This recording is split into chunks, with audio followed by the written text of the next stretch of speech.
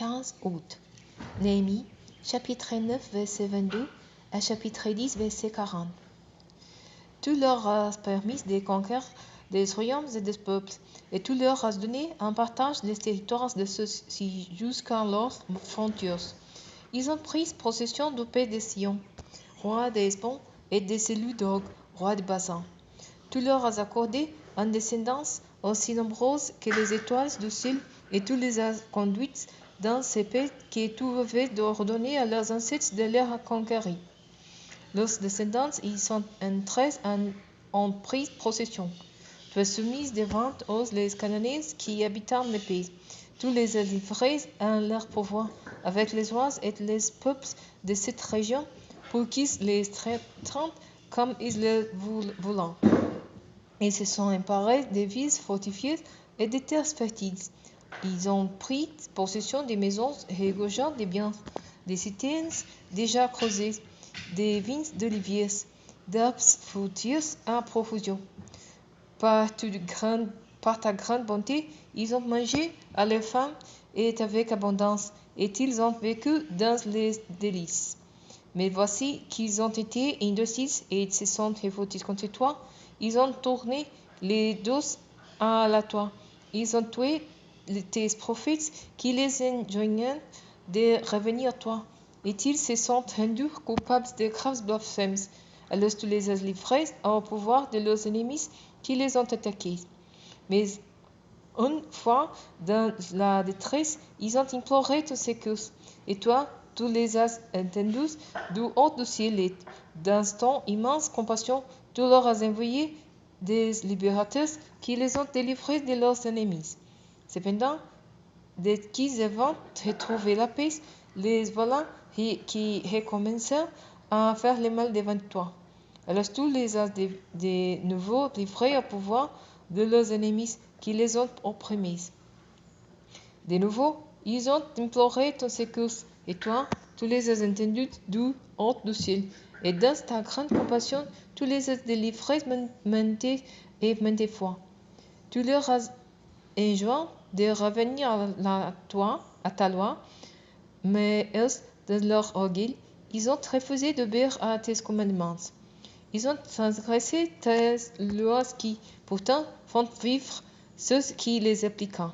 Ils se sont montrés rebelles, se sont obstinés dans leur révolte et n'ont rien voulu entendre.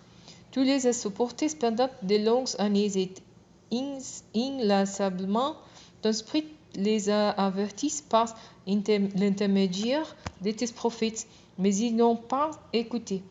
Alors tu les as livrés à des peuples étrangers. Mais même alors, dans ta grande compassion, tu ne les as pas complètement anéantis et tu ne les as pas abandonnés, car tu es un Dieu compatissant et qui fait grâce. Maintenant, ô notre Dieu, toi, le Dieu grand, puissant et redoutable, qui es fidèle à ton alliance et qui nous conserve ta bonté, ne considère pas comme peu de choses toutes les grandes épreuves que nous avons rencontrées, nous, nos rois, nos dirigeants, nos prêtres, nos prophètes, nos ancêtres et tout ton peuple depuis l'époque de la domination assyrienne jusqu'à ce jour. Tu as été juste dans tout ce qui nous est arrivé, car tu as agi en toute fidélité, alors que nous avons fait le mal. Nos rois, nos dirigeants, nos prêtres et nos ancêtres n'ont pas appliqué la loi et n'ont pas respecté tes commandements. Ils n'ont pas prêté attention aux avertissements que tu leur adressais. Tant qu'ils jouissent dans leur royaume des nombreux bienfaits que tu leur accordais dans les pays spacieux et fertiles que tu leur avais donnés. Ils ne t'ont pas adoré et ne sont pas détournés de leurs mauvaises actions. À présent, nous voici esclaves. Oui, nous sommes réduits à la servitude dans les pays que tu as donnés à nos ancêtres pour qu'ils jouissent de ces fruits et de ces biens. Les moissons abondantes que produisent profitant des rois que tu nous as imposés à cause de nos fautes. Ils disposent à leur gré de notre course et de nos troupeaux, et nous voilà plongés dans une profonde détresse. À cause de tout cela, nous prenons un ferme engagement que nous mettons par écrit. L'acte scellé a été signé par nos dirigeants, nos lévites et nos prêtres. Voici la liste de ceux qui imposeront leur sceau sous les documents. Némi, les gouverneurs, fils d'Archelia, Sédécia, Seraya, Asalia, Jérémie, Pazur, Ramaria, Malkia, Matus, Sébania, Maluk, Haran, Meremoth, Abdias, Daniel, Guinéton, Baruch, Mesulam, Abia, Mieman, Masia, Bilga et Semaya, les prêtres. Pour les Lévites, Josué, fils d'Azania, Bineu, les descendants d'Enadad, Kadmiel, et leurs collègues Sebania, Odia, Kilia, Pilaya, Anan, Miché, Heob, Asabia, Zakur, Sarabia, Sebania, Odia, Bani et Beninu. Les chefs de peuple qui s'iront pour un Paréos, Path, Moab, Elan, Zatu, Bani, Buni, Asgad, Beba, Adonia, Bigva, Adam, Ater, Ézéchias, Azur, Odia, Azon, Betsa, Arif, Anatot, Neba, Magpias, Mesulam, Ezer,